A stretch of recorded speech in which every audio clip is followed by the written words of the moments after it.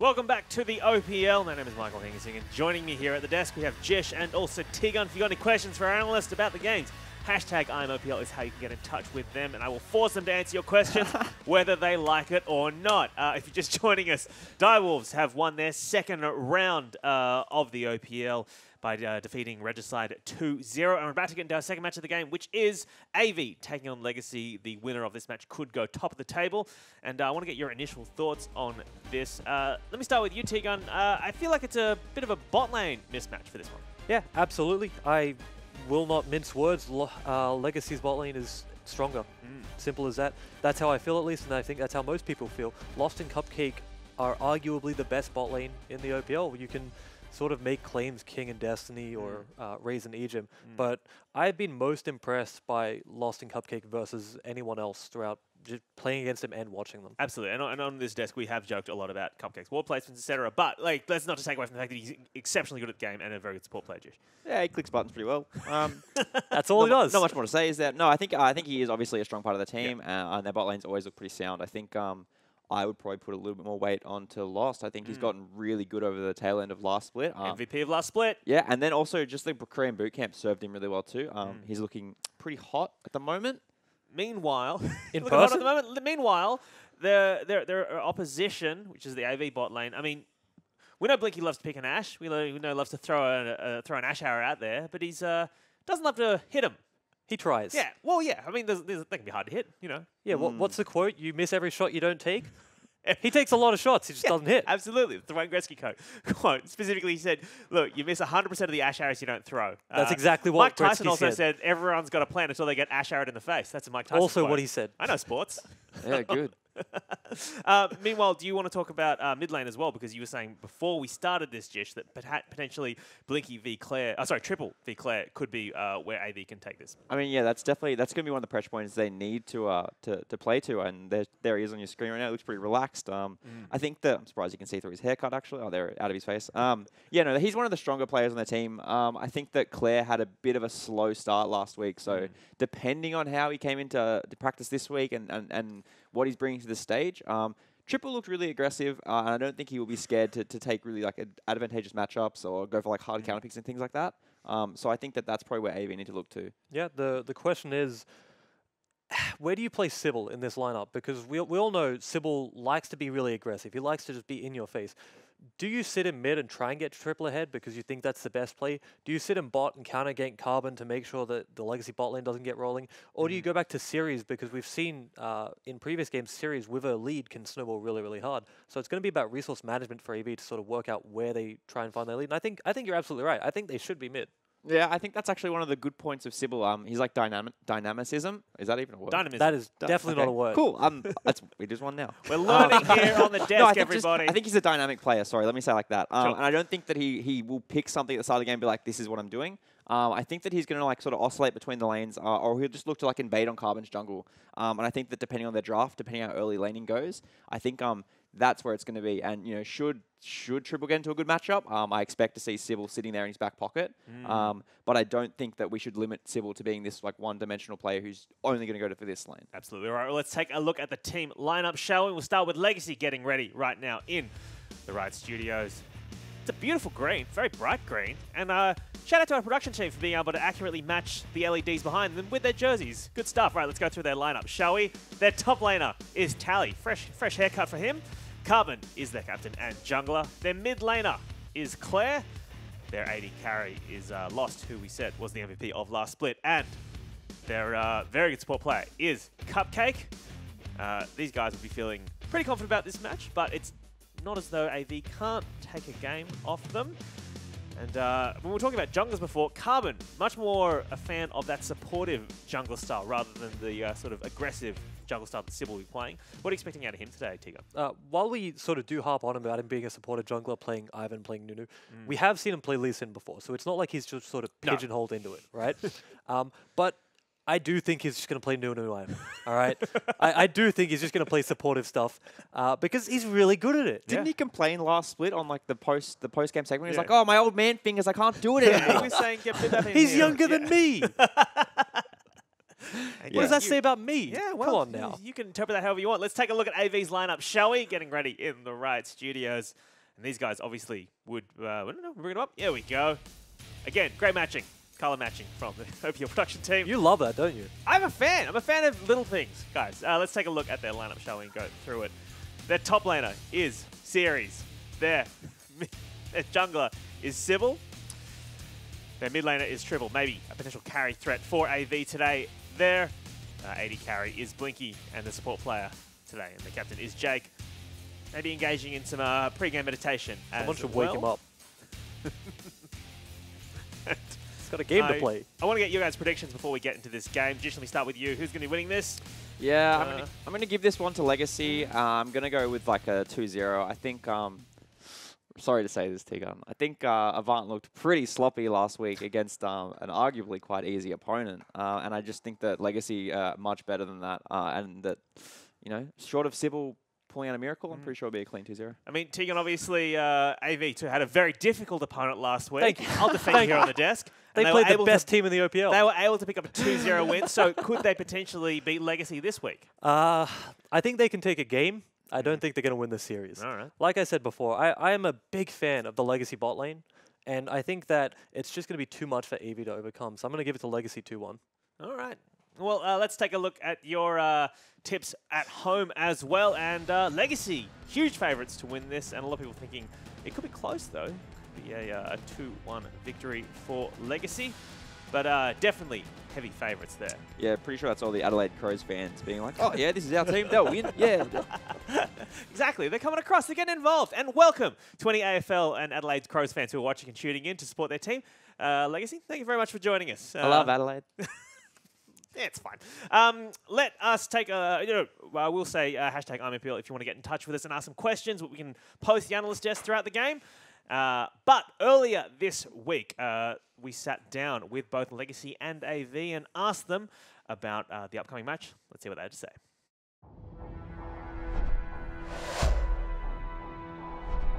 As far as last split goes, I was reasonably happy with the outcome.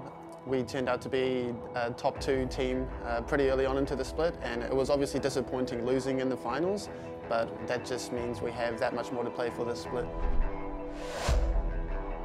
Going into the gauntlet, we had obviously beaten Sin twice in the regular season, and then losing 2-3, and then having them beat Chiefs 3-2 just shows how close we were, and it's like stupid little small things that just messed us up. It feels like in Split 1, our practice was kind of, we just grinded. We do like, I think we practiced more than every other team. We do like 3 blocks just constantly, and it felt like the practice wasn't really efficient. What we lacked last split was 2-0s. We dropped like a lot of single games to stupid stuff against the lower place teams, which hurt us in the gauntlet run at the end. So we're definitely taking every single game seriously because we definitely don't want to drop any games. I learned a lot in Korea in terms of the boot camp because you get to play against all these LCK pros like in solo queue almost every game, which is freaking sick. We were joined by 2 other teams, Chiefs and the whole AV team, and I think all of us learnt a lot, and we also gave each other tips and we taught each other while there, so I think it was a really good experience. The thing that I took personally away from Korea was every solo queue game felt like competitive, and so it took a lot more focus, and it just made you realize that you get punished for the small mistakes that don't really happen here in Oceanic solo queue. The reason we went to Korea this split is because everything's on the line now. Like, Avant aren't here to become middle of the pack anymore. They're definitely a bunch of talented individuals, but I think we have the upper hand going against them this week. I do think the jungle matchup could be volatile. Sybil is known as a 100 or 0 jungler. I think he either pops off or he has very low impact. I think their playstyle is very similar. Like, it hasn't changed much. Like, they love the Braum, they love the Lucian, they love the Nunu and the Ivan. I think like with the way we're approaching practice right now, like this sort of confidence that we've all come back from Korea with, like I think we'll have a really, really good shot at taking them out. If we practice and prepare properly, then we shouldn't have any problems with their players. I think all our lanes will outshine theirs. I think it should be a clean 2-0. Legacy might think we're a clean 2-0, but they're going to be sad when they get 2-0 themselves. I've been here before and we just don't lose. I've seen it in the mirror.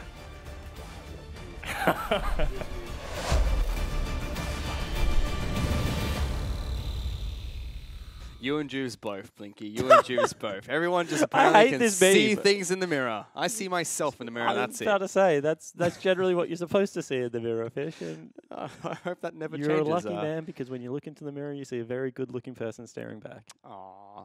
I'm pretty sure that you mean that's you just standing behind me doing your hair. I do not mean that at all. I do not. My hair is atrocious. I need it re-dyed. Do you know whose hair is fire? Tally's. Tally's got a really good haircut at the moment, and he's also wearing glow-in-the-dark sneakers. Yep. So please, Tally, get a picture of your sneakers up on Twitter so we can check them out because they are those shoes are fly. They're nice. Absolutely no affiliation with them at all, but they are really nice-looking shoes. Stylish man, Mr. Tally. For a second, I thought you were going to say get your shoes on the desk so we could see them. Come on, cameraman. That's his face. I reckon we can do better than this. Oh, goodness sake. I've been told we can't. We have Coming from given the production. firmest no ever. Of course, tweet your distrust at Riot Benji because he's the person that just declined that offer. But at the same time, we're into pick ban, so maybe we should move on. Yeah, we should. But this is the match of the week, Spawn. I mean, this is the most Anticipated? Anticipated matches. That's kind of what match of the week means. Just use so simpler words. Like, people were looking forward to it. It means the same thing, and you're not going to fumble over that. I hate my life. I'm just going to not talk about it anymore and just go on to what they've been banning because that's a little bit easier. Citro in the least banned out from the side of Legacy. Avant, they've taken away Zac as well as Zaya. Some very staple bans coming out so far. We should expect a Galio ban from one of these two teams. We would be surprised if Legacy ban it. Yeah, that's going to be an AV ban for sure because I know that Tally likes playing it in the top lane. Cupcake is versatile enough. And Claire, he kind of plays everything. I think people are being a little bit harsh on Claire. When you look at the scoreboard effect, Claire definitely didn't have the most promising week, and his game 2 sucked. So let's just draw what he did badly. Game 1 on the Fiora, he absolutely went to town, practically hard carried that game. Yep. 2-3 members had to be sent to his lane and had a pretty good game 3 performance as well. So definitely wasn't the standout performance for me, but the Fiora game, in my mind, is what got Legacy off on the right foot. I think the thing for me, for Claire at the moment, is that if you look at how he performed at the end of Split 1 and how he's performing now, he's not at his peak, but he is definitely not the same as when he started Split 1, which was atrocious. Atrocious start for Claire. This time around, he's playing fine for Legacy. Hopefully we'll be able to see him get up to the form that we saw him at the end of Split 1, which is fantastic. For now, the Legacy, they've locked in Varus as their first pick of choice. That should be Lost's pick in the bottom lane. This leaves Gragas open for AV, which they instantly snap up. Yeah, certainly do. That can be Series in the top lane. Also could be Sybil. Whenever the top laner picks Gragas first, I assume it's going into the jungle because that's just the mind game. Of course, you get 2 picks here. You know, if it was the other way around, I would assume Series is going to play it. All about the mind games, Fish. You get in people's heads. But at the same time, it is a very strong flex and denies a lot of the aggression. Potentially denies a Lee Sin pick as well. And we saw in that interview before these two teams that AV know that Legacy, they love to pick up the Braum. They like the Lucian bottom lane. They're going to take away one of those components, and Jake will pick up Braum heading into the bottom lane for AV. Legacy respond with a Karma pick, and Nunu has been locked in for Carbon again in the OPL. And you have to think that already this is a protect the loss composition, and why wouldn't it be? You can take the Karma into the mid lane, you can even put it support depending on where you want to potentially run a Lulu as well. Get Tally on a different threat, something like a Rumble to round out with some AP, then all of a sudden you have a very good composition coming together for the Legacy lineup. At the same time, they also do still have flexibility. I mean, potentially they take Trundle into the Braum, something that Cupcake loves to play, and it is going to be a melee versus melee matchup. So at the same time, AV, they've just got a standard comp. I mean, a lot of engage, a lot of disengage. Blinky likes to throw Ash arrows out. I think people are very harsh on the AV bottom lane. I think Jake is actually a great player at the moment. I think Blinky is a middle-of-the-road AD carry. He's not atrocious. He's not performing fantastically. But Jake can certainly do things for this team that like. He's one of their shot callers. He's their captain. He's a big vocal point and a positive member. I don't know if any other support would really fit this lineup as well as Jake does. And we just saw, we're seeing Pinch on your screen right now, coach for AV. Another cute thing we can point out from their draft is Braum is normally picked into Gragas so that you can block the ultimate, so it makes sense they pick them out straight away. Ash following through as the AD carry choice for AV. So far going with the full Freylord team comp. Really loving their blue colors here, trying to represent Gragas AV from more. the Freljord? He is, I believe. Really? I'm pretty sure Gragas from the Freylord. I'm probably going to be corrected now. He's a fat man that drinks beer that would freeze in the ice and he wears no clothes. Surely he's not from the Freljord. I'm 99% sure he is, but hopefully I don't get proven wrong now after saying that. Renekton as well as Lucian, the bands coming out from Legacy, Fiora, and Cassiopeia. The bands coming out from Avant Garde. He is! Woo! What the heck?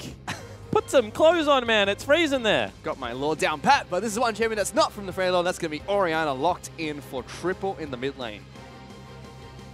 And I mean, we saw some poor Oriana performances out of Claire. We've seen some very good Oriana performances from Triple, especially in that Sin Gaming set where it went down to the wire. Triple pretty much tried to solo carry that best of 5. Let's be absolutely frank. People around him everywhere were falling down. Hello! And it is a protect the lost comp. Yeah, Tarek's been locked in for Legacy, so that should be a Karma mid for Claire. And this is a comp that they are very familiar with because we ran this at Origin.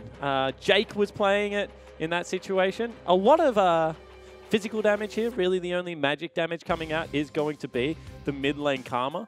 But at the same time, it's going to be nigh impossible to kill anyone on this Legacy lineup. Jarvan is the final pick that comes out for Legacy, which, although doesn't provide shielding for the rest of the team, has a big shield himself and is commonly used in these protect the carry team comps.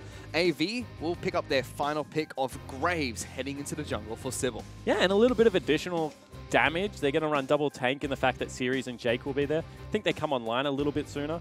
I know that Carbon felt like he had solved the meta at Origin when he was talking a lot about tank shielding and the ability to persistently fight. Yeah. And when you have a look at this Legacy lineup, sure, they have things like Tarragot and Jarvan Cataclysm, but really they still have a lot of power to be able to continually re-engage, chase people down with Blood Boil, Flag and Drag.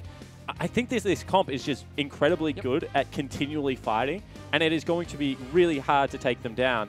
When you have a look at AV's composition, they're much more reliant on ultimates. Ash Arrow into Braum ultimate, big shockwaves coming across. So we'll see which one really does stand up. Another big reason why we see these brawlers coming back is how items have changed in the top lane. I mean, Sunfire Case, Spirit for Search, all the early tank items you see built have been nerfed slightly, whereas Black Cleaver into Titanic Hydra have been buffed because the third item now is the Gargoyle Stoneplate, which is way better than the previous Guardian Angel. Exactly right. And the thing about Gargoyle Stoneplate, which is so fun, is that you can dive incredibly far, pop it, and then if you have a Taric ult coming down at the same time, there's just no way you're going to die at the start of the fight. So it's no longer suicide engages. It's no longer, you know, get a GA early, pop that, then come back and try and have a second round of spells. You're just really damn tanky as a Jarvan. Your shield scales with enemy champions. Gargoyle Stoneplate does as well. He does freakish amounts of damage, and it has really propelled these really far diving compositions back into meta. His Q also shreds armor, so does Black Cleaver. So if you're protecting Loss, I mean, helping him kill people faster is always a great thing to do. So Legacy put together a really nice team composition, a really good draft coming up from Soul Strikes. But Pinch as well, as we were mentioning, from AV, he set up something quite nice for his team with the team composition that Avant have as we head on to Summoner's Rift for the first game. And speaking of coaches, we're going to check in with Soul Strikes, who is standing by with Hingers for this first match. Thanks, guys. I'm here with Soul Strikes. I want to ask about this Taric pick. Is it something you kind of have been working on since Origin, or is this something that you've thought about before then as well? We did play Taric quite occasionally. Andy likes to play a lot of these off-meta picks. And yeah, Taric's really good into Braum, and we just want Taric to neutralize the bot lane. So is the point of this comp just to keep Lost alive? Is that what you're planning? Yeah, and we're giving a bit of highlight for James as well. He's on a carry champs, and Lawrence is going to just do his Lawrence thing. Excellent stuff. Well, thank you for speaking to us, and best of luck in the game. All right, cheers. That's a confident man. That is a really confident man. He's like, you know, I've set my 2 guys up for success. Everyone else is happy to play around them. It's not really that big of a deal. They're just going to do what they do best, which is put in work. Sybil, however, is going to face check 2 people. Oh no, a Nunu and a Jarvan. It's not great. Nunu should take consume, so I don't know exactly. Is he going to burn the blast cone here? It seems like what Sybil's trying to do. Yeah, it certainly does. I mean, it just wastes a bullet for not really all that much reason. Maybe just trying to stay in fog of war. Instead, they're all going to come around. This is disaster, Sybil. No run. Surprise. That's going to be one Raptor getting taken away. Carbon goes and eats the big one. Sybil at half health and very little experience already. Series even went to try and leash red buff during that time. Not quite how it works.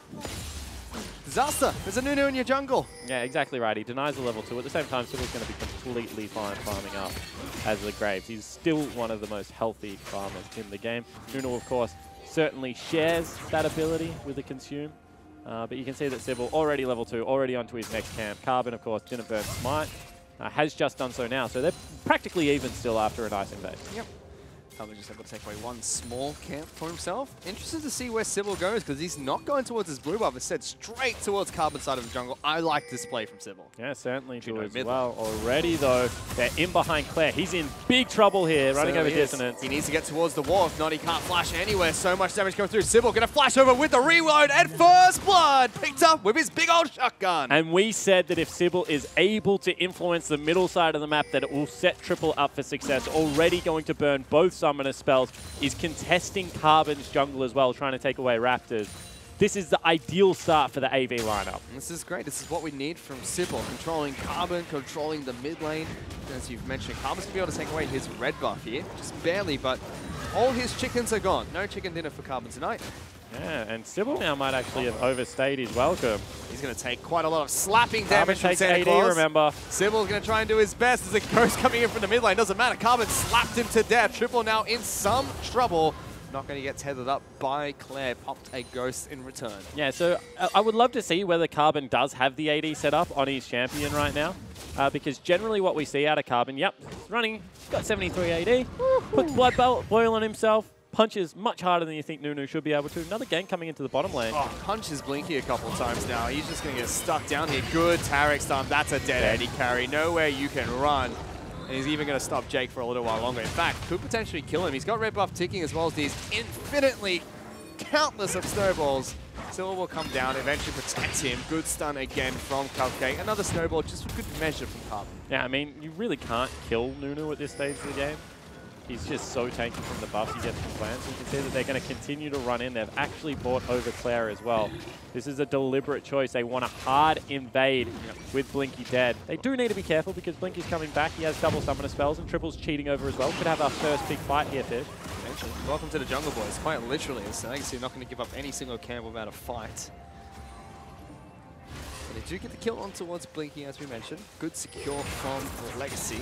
And they picked up a nice 500 gold lead for themselves, setting themselves up for success so far after a good gank from Sybil early game, but just stayed a little bit too long around the Raptor camp. Yeah, I mean, just didn't have Smart available.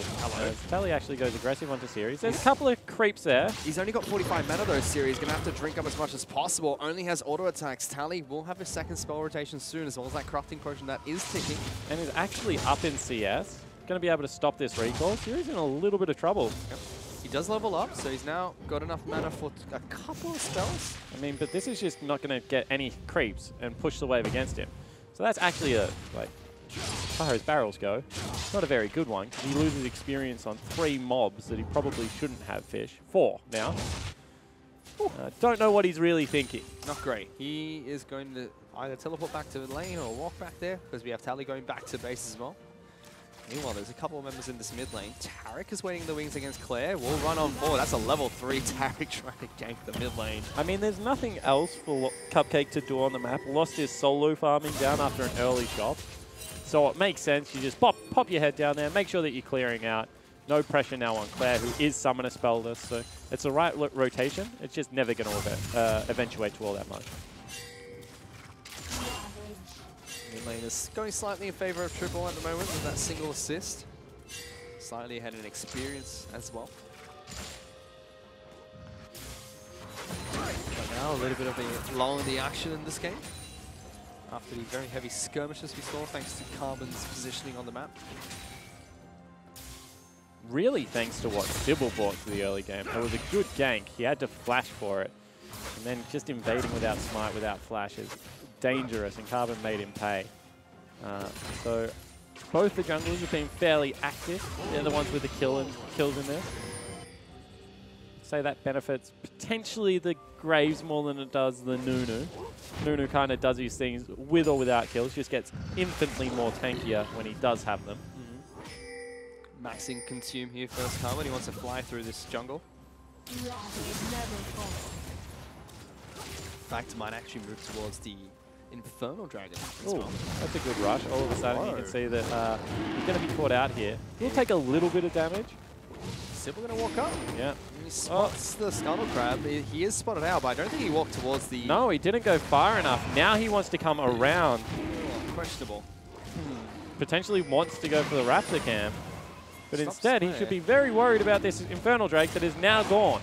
Cupcake now trying to lock him down. The stun doesn't get it. Teleport coming in behind him. Here Sybil as well. Tally, Sybil knocked up, destroyed. Good shockwave from Triple, but it's not going to be enough. Teleport is cancelled by Series. Legacy get a kill and an Infernal Dragon for themselves. Yeah, so pretty bad pathing out of Sybil there in the end, and maybe a tilt factor as well. Walked over a lot of vision, allowed Tally in behind him, which will mean kill number 3. This one goes over to Cupcake, so the support's really in it on the actions right now. The Nunu and the Taric, 100% of the kills. I mean, they get some support lost and Tally a little bit better, right? That's the whole idea behind it. Exactly right. Well, in a protector carry comp, I mean, having items on your support actually is a very good thing. Of course, experience onto Nunu is going to mean quicker max rank Blood Boil as well for Lost. Still looks like we're going with Blade of the Northern King build, so potentially next patch we'll see a lot more come out. Lost doing the right thing, blocking out creeps with his body.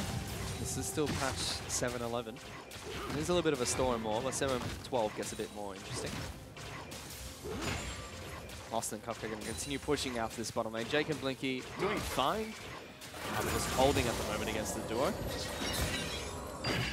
Soulshack is mentioning this Taric pick is good into Braum, and it's doing just fine against Jake right now. I mean, there's just no aggression down there, so they're trading farm back and forward. You'll see that Blinky's going to be able to even the CS, maybe even go ahead by 1 yet. A lot of that is to do with the fact that Cupcake has been rotating around and Blinky fell down nice and early in this game. I think it's really later on in the game when Taric starts countering the team fight presence that Braum brings to the table. Because Braum likes to flash forward, likes to get big engage and follow with Wombo. That's going to be difficult. Aggressive from Jake.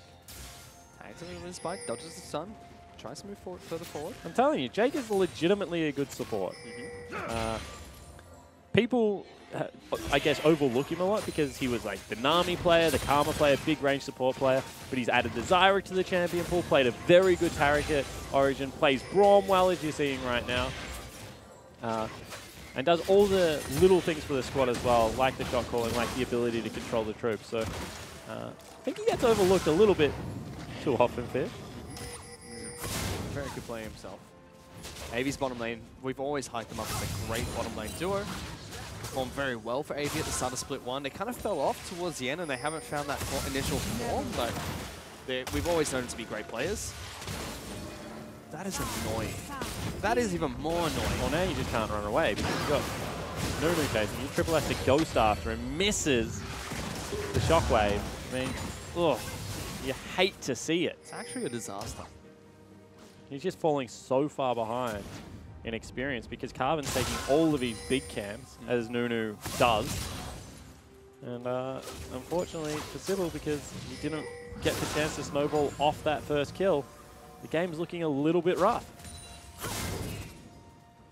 That looks rough as well. Probably should have just auto-attacked that one first. Tough starting map, there's a big advantage for Legacy as well. Tally is 30 CS up over Series. And used his teleport to join a team fight on the other side of the map. That is huge. Gragas generally wins like nearly every early game as well. Not great.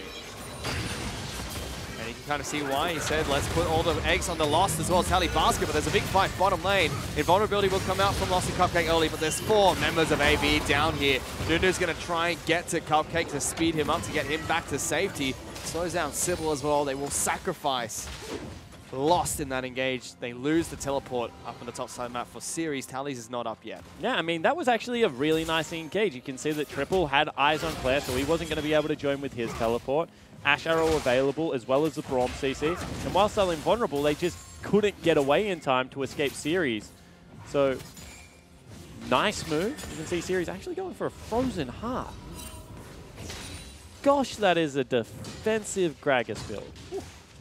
It makes sense if they're relying on Tally and Lost to deal damage here. But you need to be able to kill him. True.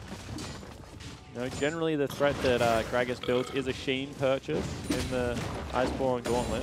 Probably not going to build Frozen Heart and Iceborne Gauntlet. That seems a little bit overkill. Proto Belt doesn't have a Sheen in it. Double body slam though. Oof. Double body slam.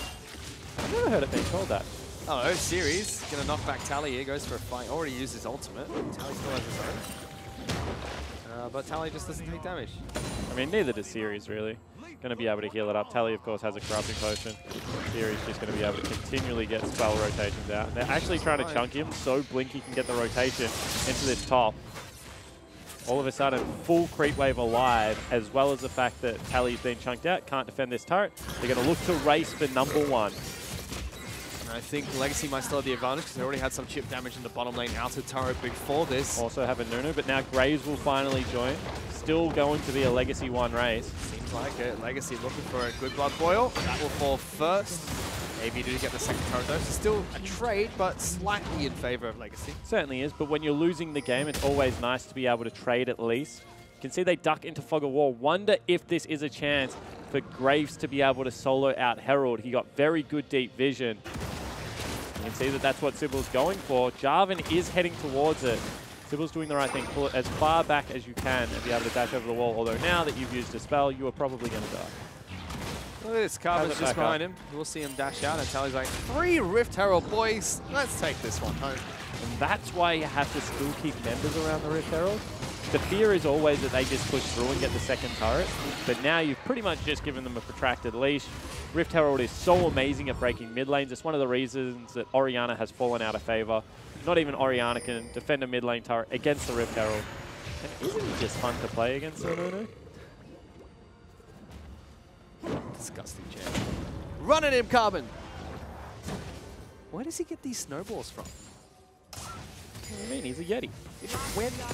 How does he get the snowball? It's not cold. He's a Yeti producing. He's a snowball producing Yeti. So where does he produce these snowballs? Just from his hands? Like I don't know. Magical snowball appears. Chuck it at him. You know when you eat food. What? Where's that going? Oh, I don't know. You know when you eat food. The other thing I was going to say, you know how you speak shit. But at the same time, there's 2 members running here. Maybe he speaks snowball fish. Legacy trying to get a gang on towards Blinky. Good night, 80 carries. Instant pickup from Claire. There was nowhere Blinky could go. Carver's going to continue chucking these snowballs, which I still have no idea where they come from. They're going to allow the rest of Avant to escape here, picking up a single kill. Series is working on the top lane inner turret during this time. I think they were hoping for more than that, because whilst they did get a kill, they burned double TP for it. Yep. I think they were looking for their Herald play. It does not come out. And all of a sudden, they have to defend Series' turret because he's slowly chipping away at it as full tank Kragus. He has his teleport coming up shortly as well, so Series can put a lot of pressure on the top side of the map if Tally can't take him on. But Blinky's starting to have a little bit of a rough game here, Fib. 0-2-1 is down slightly in CS. Has also gone for the Zerka Greaves, which we haven't seen in a very long time. Legacy going to use this time to take another Elemental Dragon for themselves. Air Dragon, or Cloud Dragon I should say, is their next target. They take it down without any contests coming out from AV. They're now about 1,500 gold in the lead. Rift Herald is being used towards the mid lane by Carbon now. Chipping away this turret slowly. AV might actually be able to defend this one with just Triple and Jake. Yeah, I don't know about that. Here it goes. Ooh. Actually, no one sticks around, so I think that if they had have left all their members there, they would have been able to get it. Instead, they're collapsing top side of the map and trying to force Series away. Arrow comes out. Dodge. Very hard to hit Karma with arrows. Once again, not sure if that was the best play available from either squad. Claire's going to be able to defend this mid lane nice and easy. Karma's plenty of wave clear. Tally is completely ignoring Series, takes no damage whatsoever as he... That's what happens when you don't build damage. They're going for Series now. He's flashed away. Ultimate not that good. Lost will lock him down with his own ultimate, but without any minions. They're taking up the turret, and the rest of AV will join the squad. Yeah, and you can see that they're trying to move in mid lane and trade turrets there. Just so hard into Karma, who is able to throw Qs at it. Looks like they're going to be able to tank up some of the damage and chip that out. So in the end, I would say this is a big advantageous play for AV. Yep. They don't get Rift Herald, but they still breach mid lane first and only trade it for a top lane, which is kind of the inevitable turret to go down. On top of that, AV are slightly behind Legacy, so any even trade is a good trade for the team that is falling behind. The faster you get to the maximum gold count, the better it is for the team that is behind. Bladed Ruin King has been picked up as well by Blinky, and it has been picked up by Lost as well. He goes towards the Ninja Tabbies as well, so he knows that he is a prime target to be focused in these team fights. And Athene's has been picked up by Claire. as his first item, and an immediate ardent sensor as well. This is a full-on buff up Tally, buff up Lost mid lane Karma. Yeah, I think that now you just go Death Cap and you're completely on the Protect the Lost hype train. The reason that I like the Ninja Tabbies for Lost in particular, not only are they an incredibly strong item, when you're giving shields over to someone, resistance just becomes the most important stat in the game. Because it acts as additional health. You're going to automatically be able to refresh it. See Sybil actually invading on Carbon again. Have a snowball, buddy. I like the persistence. I like the ability to track Carbon, but it's very hard to counter jungle a Nunu. Although he did it. Nunu had Consume, had Smite available, just didn't go for it. Four coming out from Carbon there as AV now sees the bottom lane. Lots of members down here. They can dive this if they want fish. Absolute Zero being used by Carbon, trying to deter them even further forward. Ultimate's coming through. Good shockwave. Tally is going to fall. That turret will live to fight another day as Legacy continue pushing through the mid lane, but AV, they get a kill for that. Yeah, exactly right. And the turret will fall down on this wave as well. They've already sent Orianna back to defend the tier 2. That's a great rotation coming out of Triple. See that they nearly even picked up Carbon as well. Gotti Summoner spell. And all of a sudden, AV are pretty even in this game. Teleport Carbon. could come out. Carbon, you're What are you doing? I know you're Nunu, but that is a questionable play coming out from Carbon. Claire has to come down and give him a shield. The rest of Legacy will group up. Ultimate Series has got the flank. Blinky's been forced to flash away. Ultimate comes out from Cupcake, keeping 4 members of Legacy alive and invulnerable. Teleport from Tally deep into the back lines. No ultimate available on Triple. Good ultimate from Series, knocking back Tally. Sybil's forced to flash away as well, and both teams will disengage. Yeah, really nicely done there out of AV. They knew that they couldn't fight. You can see continual shields and chase, but the members with flash were the people that stood behind. They burned them to get out, and they also get the teleport from Tally. So this game, which was looking it was going in favor of Legacy from very early on with 2 kills going over to the Nunu, is relatively close still. It is. And the Protect the 80 carry comp isn't yet online. Only 1 item on the Varus. Must be close to picking up more. Speaking of the Nunu, he's gone for Luck of the Iron Solari, and it seems like Cupcake's picking up his redemption. So that's a lot of protection that's going to happen between all the shields, all the kit that these two players have. Oh, sorry, the entire Legacy team has. Yeah, but whilst there's a lot of protection, there is relatively low damage because they haven't really been able to pump all that much farm into Varus. They haven't got anyone in the side lane. Tally has had an okay game, but it hasn't been spectacular by any stretch of the imagination. So AV really shouldn't be all that worried. Orianna is pretty good at deleting an 80 carry as she gets more items, and Triple is becoming quite a monster. He is, just needs to hit these shockwaves now. You can see Blinky there, still very relaxed in this pause. And unfortunately, we are in a pause between Legacy as well as Avant. You see a mouse sensitivity issue. Should be on Carbon. He was holding up the mouse to the camera. Might want to get it some blue cheese. That should calm it down a little bit. What? Hopefully we'll be able to sort this one out as soon as possible. Get to check out Tally's haircut again. I'm excited about that. Yeah, so I think that this game's been super interesting so far. I think the Nunu has been used to pretty good effect. I mean, it got the early advantage over Graves, even though Graves went for a cheeky play on the mid lane when he was slowed down. Has picked up 2 dragons, one of them being an Infernal is certainly fantastic for a Protect the 80 carry comp.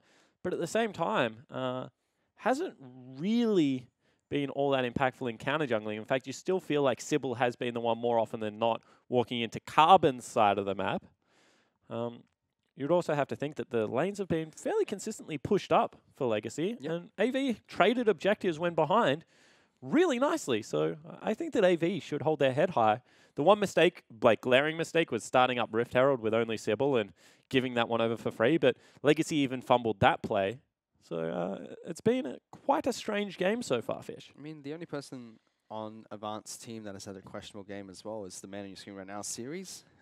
Falling quite far behind Tallies by not being forced out of his lane, especially when he's picked up Gragas. Yeah, he can go back, though, and he can watch that one barrel that he threw that just made the wave push back against him, even though he wanted to recall for the triple ring purchase. That is just one of those things that you wish you could take that barrel back. You throw it, and you're like, nuts. Like, if you could somehow pick your barrel back up off the floor, you would.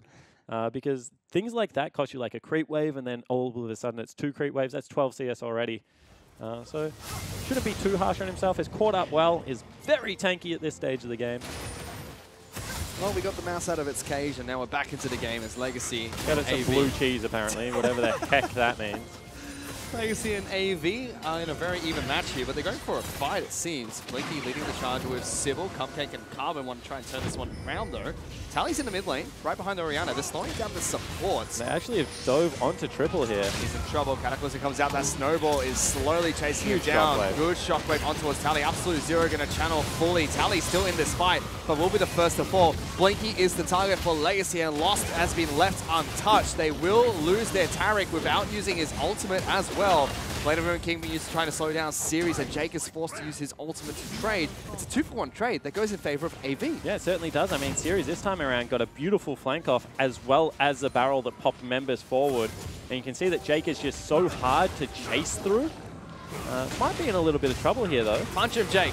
Use your concussive blows. Not going to work because Lost still has his ultimate. Jake is in trouble, trying to jump towards triple, but no one to stand in front of Brom.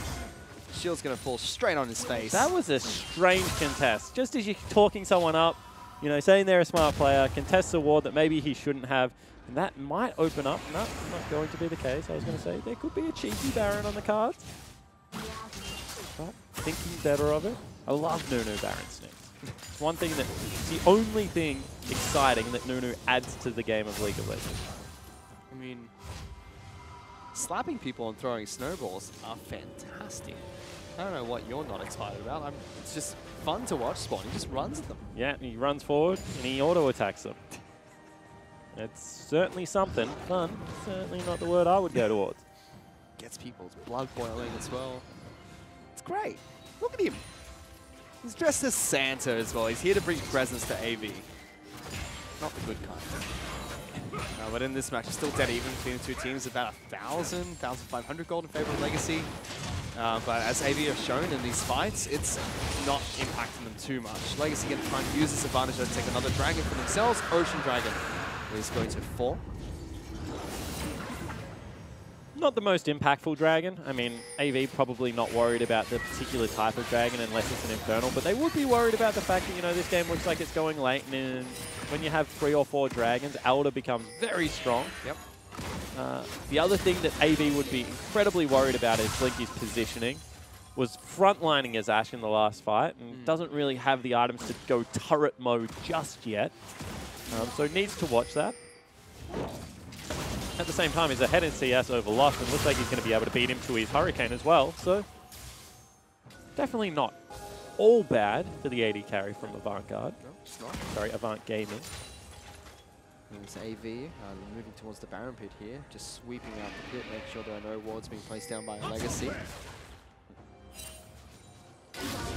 Ooh, face jack. One big damage going down towards Cupcake. Heals himself up. Carbon flashes for a snowball into an absolute zero. That get cancelled by the Brom, but Triple is incredibly low. Ultimate comes out from Taric, keeps most people invulnerable. Lost has picked up the first kill, and AV just can't do anything to Legacy. Triple kill for Varus. 2 members left running away for AV. That should be Baron to Legacy. And all of a sudden, the Nunu Flash Snowball engage is what turns this game on their head.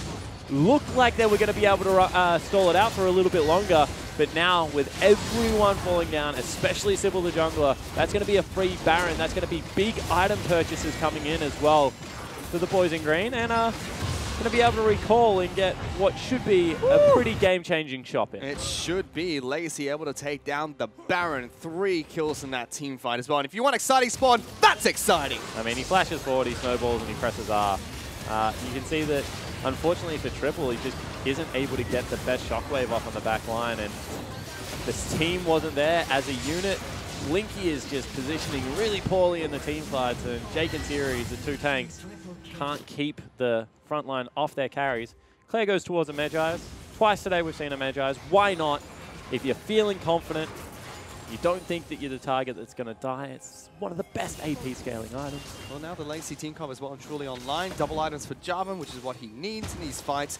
1 support item for Carbon, 1 for Cupcake in the form of the Redemption, and 2 items for Lost. This is where Legacy starts to really push AV. Yeah, I mean, this is where it's good. 3 items for Lost is where it becomes great.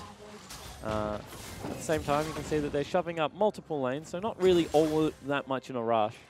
And you have to mention Tally as well. 3 items from him is where Java just becomes unstoppable. And that's half of Blinky's health bar gone with 1 empowered Q from Karma. Yeah, and once again, he just doesn't have all that much lifesteal.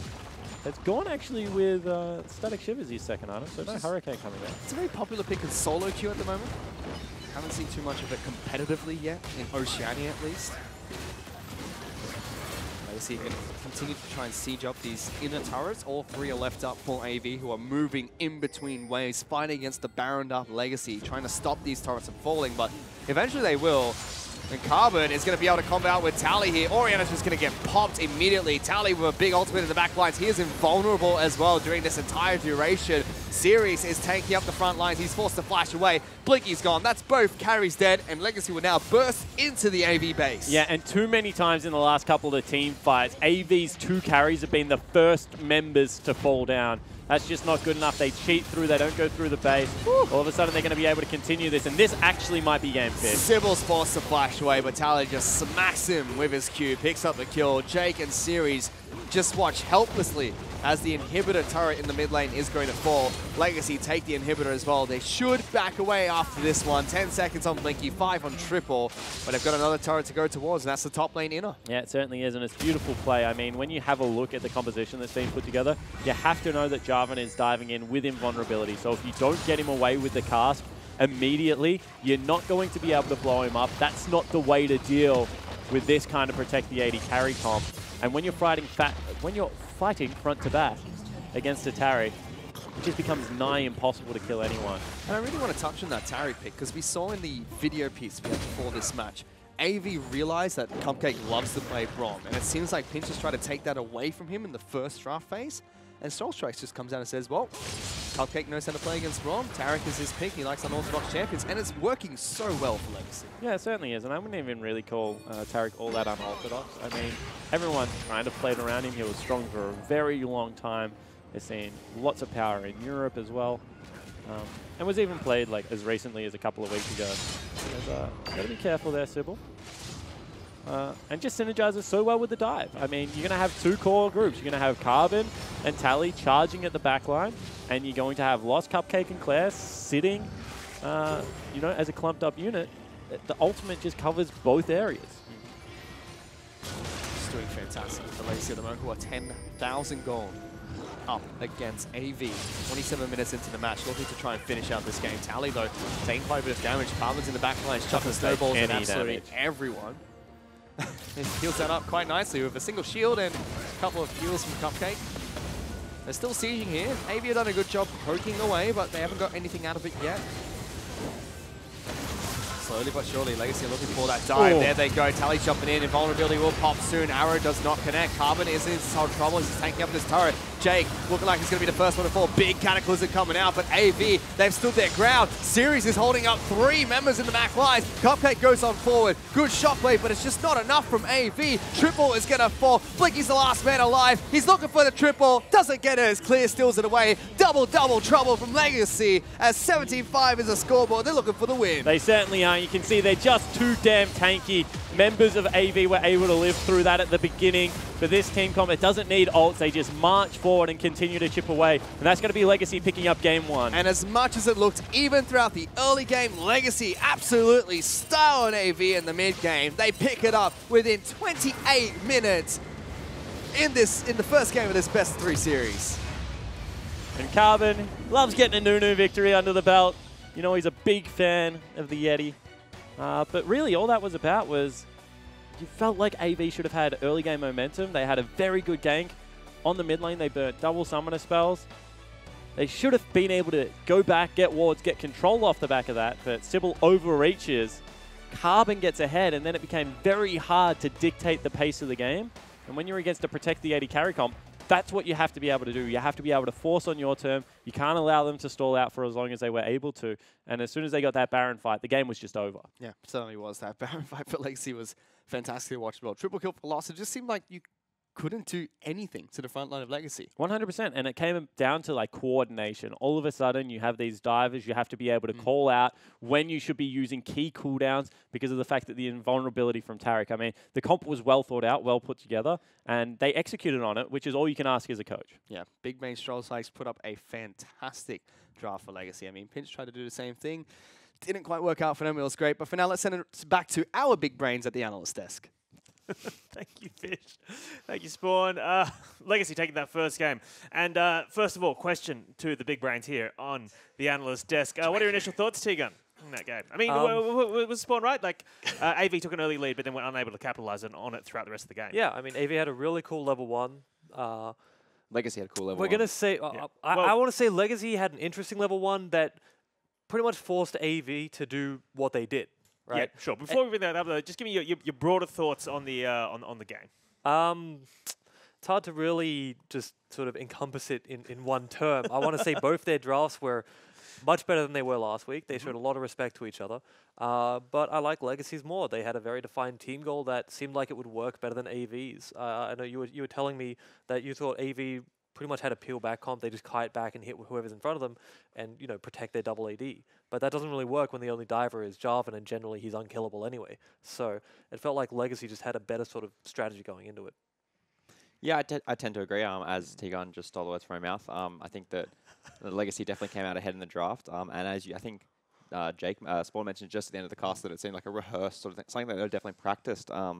Yeah, they definitely had like the sort of composition set up that was going to help their team excel, and it just played really well into the draft that AV brought to the game. All right, well, let's take a look at this first replay, shall we? And I'm going to throw this one to you, Tegan. Legacy stole AV's chickens, level 1, but AV's response, very impressive.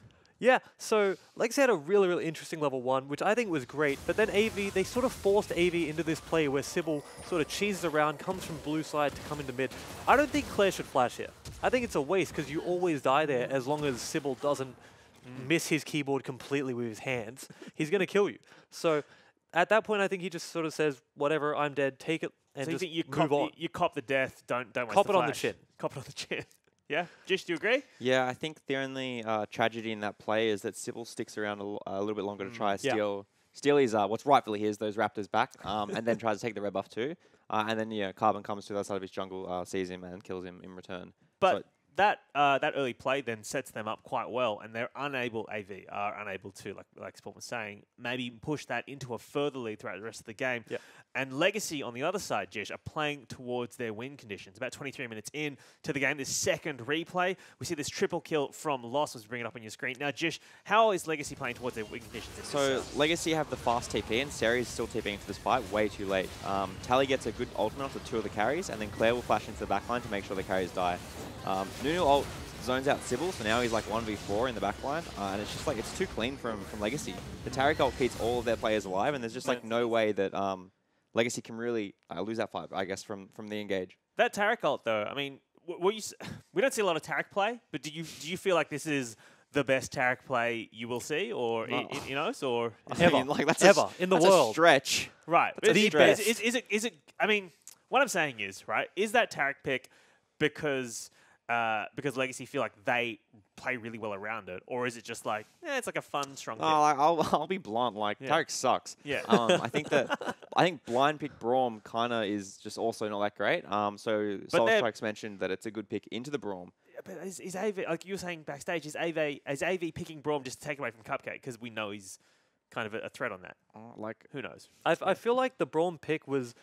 It was to take it away from Cupcake, and it was to protect their Gragas from just getting Braum picked against it, and then Gragas is useless. I'm not saying it was a great pick. Don't insult me. No, don't say I lost last week again. All right, we get it. We get it. But there was a method behind it. So it wasn't like they just said, bugger it, Cupcake's really good at Braum, let's take it away. There was a little bit of thought behind it, so we can't really just kick him. I'd rather see a ban then, I think. I can see that, yeah. Yeah. But then what do you remove? Because they had to ban Zach. They were forced to ban Galio by the Elise. No one's forced to ban Zaya. Like, that champion can get through the draft, I think. But well, I mean, we saw a lot of Zaya play last week, and then this week we've seen it be banned in both series. Right? There was one really good Zaya player. There was one very good Zaya player last week from Raze, obviously, on the Chiefs. Got a pentakill, some good stuff. But is that why people are banning it now, Tegan, do you think? It's really strong, so I don't want to just attribute it all to him. Right. And I think it's more or less just people don't want to deal with it. It's an ADC that sort of just does its own thing, doesn't really care if you attack it. It self-peels, so your team doesn't have to worry about it. You think it's not a threat though, Jish? You're picking, you're picking the answer to Xayah. Braum is a good counter to Xayah. Like you're going to block As all the Chief said feathers. last week. Well, no, yeah, but like don't ban away the thing that your first pick is going to counter. Like bait them into picking it, and they'll be like, we want this off Cupcake. Let's pick this too. I was going to say, like, it feels like they banned it purely because they haven't practiced against it, or they just don't want to play against it. And they wasted their week in practice. Jeez. Let's take your questions as well. Hashtag IMOPL if you'd like to get in touch with us and let us know your thoughts and have any questions for your analysts. Let's take a look at this graph of damage dealt to champions, though, as you bring it up on your screen. Oh. And, what are you laughing at there, Jeff? Jarvan! What? How is this frontline tank diving back line? If you lock enough people in your arena, you're going to be able to kill him. You can do a lot of damage once He they should can't get not out. be doing the top damage. This is protect the AD carry comp where their top laner does more damage. We know who they really protected here. There was always Taric ulti on Jarvan because apparently he was mauling everybody. But that's the see the protect the AD carry comp is actually Jarvan's AD. Yeah. Protect the AD Jarvan comp. Rename this to distract the enemy team exactly by making them think you're playing on AD carry. Well, our top laner just does all the damage. Yeah, obviously this is Big Brain Stroll actually. He thinks that you're going to think that Varus is the threat. Meanwhile, sneaky Jarvan doing all the damage. Let's get these questions in as well on hashtag IMOPL. This one is coming in from @medic4thewin. Hashtag IMOPL. What is T-Gun's favorite Blitz crank skin? Now, look, what's your favorite Blitz crank skin? Now, I would prefer if these questions are more relevant to the games, but now that we have T-Gun here, what's your favorite Blitz skin? Piltover Customs, all right? He has flames and they make you go faster. Yeah, I'm not you kidding. definitely you go go faster. faster. Beep, beep.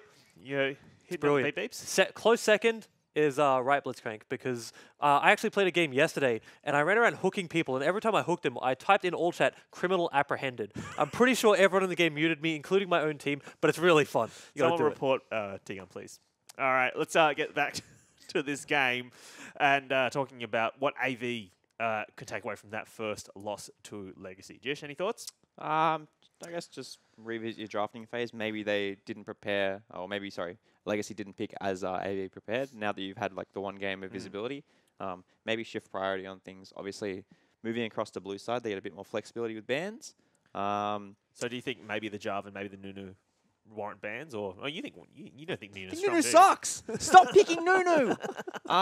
You know, I will say the most depressing thing about that game was just watching Nunu walk people down at like 4 minutes, just slapping him to death. Yeah. He solo killed the Graves. I was just watching. I'm like, this must suck to be AV because you just watch this annoying little Yordle on a Yeti walk up and hit you in the face, and there's nothing he could have done. I mean, I guess he could have been less greedy, but still, it's obnoxious to watch. So we're talking about bans then. If Legacy then have to ban the Zac, the Galio, and the Xayah, they actually can't in this game coming up because they're actually going to lose their first 3 bans because of an unauthorized pause going into during that first game. So what's going to happen now is all those OPs are probably going to be up on the table.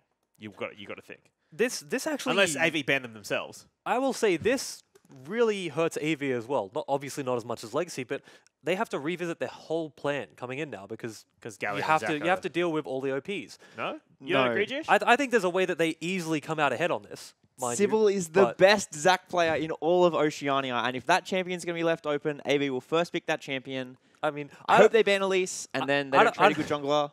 I don't want to say what AV should or shouldn't do. I know they're able to hear us, and I don't want to give them ideas because they absolutely crushed me last week, and I'm still a little sore about that. All right, but they do have to revisit their draft strategy. You can't fix it. They should be able to get an advantageous position out of it, but it does sort of just throw a cog in the works. Sure, but in terms of like throwing a spanner in the works, because a cog would actually work. That's how cog. Anyway, it's not important. But if you're throwing a spanner into the works, you're not throwing a big spanner because, like Jish is saying, Zac, and Sybil, good synergy there, right? He's known as a free Zac.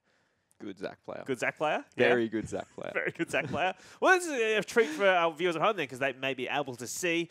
Watch him go like 0-4 now or something. It just sucks. That's like a Zac's never gone 0-4. The desk curse. He's unkillable. You can't go 0-4 on Zac, right? Right? I hope. All right then. So we haven't seen a lot of Caitlyn play today. That's another thing I want to see. I want to see some more Caitlyn out of these people. I don't think we'll see it. No? No one likes it? I like it. I just don't think we'll see it. All right. Sort of like a preference thing, I guess. Yeah. let's take a look at this matchup then. This Carbon matchup. Carbon versus Sybil. Now, I'm told in my ear right now by our producers that ignore the gold because that's incorrect, but everything else appears to be correct on this. So, what do we know about these guys?